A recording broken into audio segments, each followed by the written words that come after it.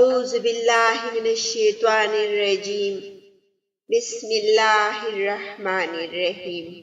السلام علیکم ناظرین، آج میں آپ کو بہت ہی خوبصورت اور سبق آموز سٹوری سناتی ہوں جس کا نام ہے جادو کا پتھر۔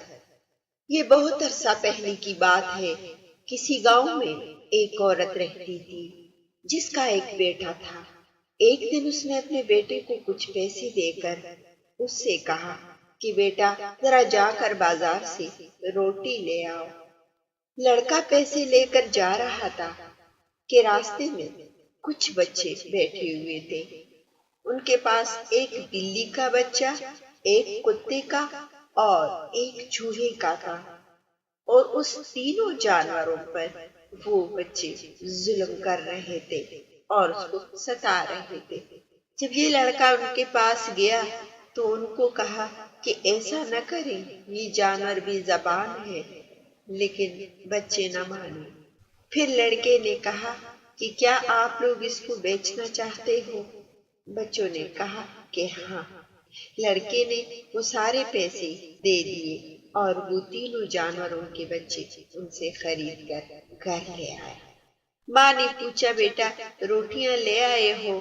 لڑکے نے جواب دیا کہ نہیں، یہ جانوروں کے بچے لایا ہوں۔ کچھ لڑکے ان بچوں کو ستا رہے تھے، اس لیے میں نے ان سے خرید لیا۔ ماں نے کہا کوئی بات نہیں، ایک دن کھانا نہیں کھائیں گے تو کوئی فرق نہیں پڑے گا۔ اس طرح وقت گزرتا گیا، جانوروں کے بچے بھی بڑے ہو گئے اور وہ لڑکا بھی بڑا ہوا۔ ایک دن مچھلیوں کا شکار کرنے گیا، دریا سے مچھلیاں پکڑی اور گھر لایا۔ مچھلیاں صاف کر کے آنتیں تینوں جانوروں کو ڈال دی اور خود مچھلی پکانے لگا۔ اتنے میں اس نے دیکھا کتے کے منہ میں ایک چمکتا ہوا پتھر ہے۔ جلدی سے وہ کتے کی طرف گیا اور پتھر کتے کے منہ سے لیا۔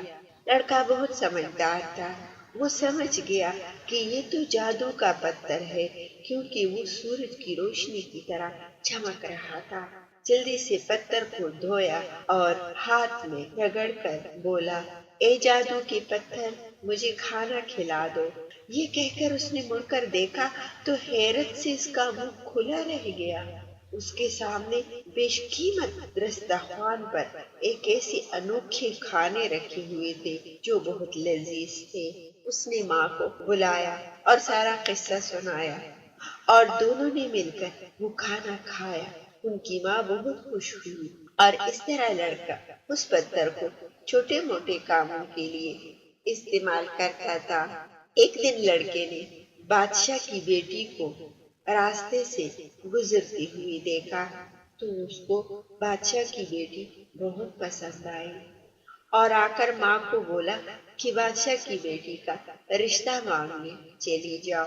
ماں نے کہا کہاں ہم غریب لوگ اور کہاں بادشاہ کی بیٹی۔ بہرحال بیٹے سے مجبور ہو کر ماں بادشاہ کی بیٹی کا رشتہ مانگنے ان کے گھر چلی گئی۔ عورت نے کہا بادشاہ سلامت، میں آپ کی بیٹی کا رشتہ مانگنے کے لیے آتی ہوں۔ بادشاہ کو بہت غصہ آیا اور اس نے جلاد کو کہا کہ اس عورت کو قتل کر دو، لیکن بادشاہ کا وزیر بہت ہوشیار تھا۔ اس نے کہا بادشاہ سلامت، اس عورت کو نہ مارو، بلکہ ان کو ایسی کوئی چیز بتا دے کہ یہ لا نہ سکے۔ میری بیٹی کے لیے سونے کا محل تیار کیا جائے۔ عورت واپس چلی گئی اور اپنے بیٹے کو بتایا۔ اس کے بیٹے نے جادو کے پتھر کو رگڑا اور اس کو حکم دیا کہ سونے کا محل تیار کیا جائے۔ لہذا تھوڑی دیر میں سونے کا محل بادشاہ کے گارڈن میں بنایا۔ بادشاہ کے سب نوکروں، وزیروں اور مشیروں نے اس محل کو دیکھا، سب حیران ہو گئے۔ بادشاہ مان گئے اور اپنی بیٹی کی شادی اس لڑکے کے ساتھ محل میں کر دی۔ بادشاہ کے محل میں ایک چڑیل رہتی تھی۔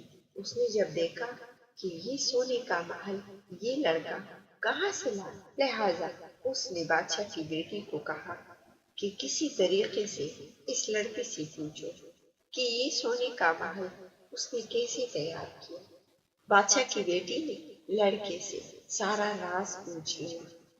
لڑکے نے پوری کہانی بادشاہ کی بیٹی کو بتائی اور یہ بھی کہا کہ میں اس پتھر کو رات کو سوتے وقت اپنی منہ میں رکھتا۔ جب بادشاہ کی بیٹی نے چڑیل کو پوری کہانی بتائی تو چڑیل رات کو آئی اور لڑکے کی منہ سے پتھر لے گئی۔ لڑکا جب اٹھا اور دیکھا تو حیران رہ گیا کہ اس کے آگے صرف وہ 3 جانور تھے، کتا، بلی اور چوہا اور لڑکی کی ماں۔